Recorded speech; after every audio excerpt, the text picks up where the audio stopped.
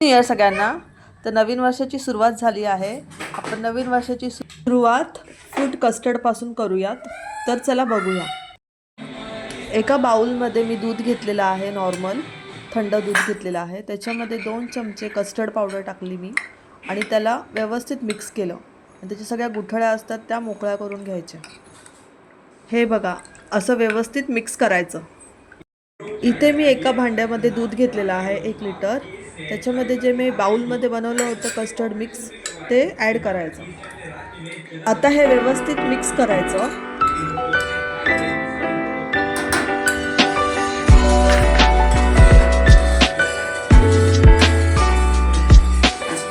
हे ढवळत राहायचं. जोपर्यंत हे घट्ट होत नाही तोपर्यंत ढवळतच राहायचं, नाहीतर खालून करपण्याची शक्यता असते. सगळं टाक आता मी 4 चमचे साखर टाकते.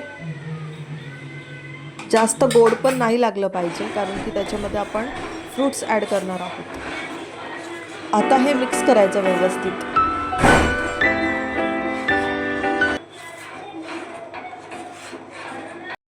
हे बघा, हे थोडं थिक झालेलं आहे.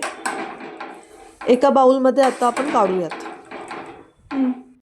ह्यामध्ये मी आता बारीक कापलेला केळं टाकून घेते. मला जे फ्रूट्स आवडतात ते तुम्ही टाकू शकता. बारीक कापलेला ॲपल टाकते. आता आपण याच्यामध्ये द्राक्ष, ग्रेप्स ॲड करून घेऊया.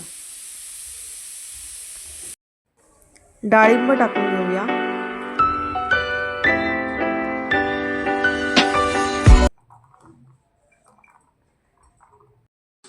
सगळे फ्रूट्स टाकलेत. आता व्यवस्थित मिक्स करूया.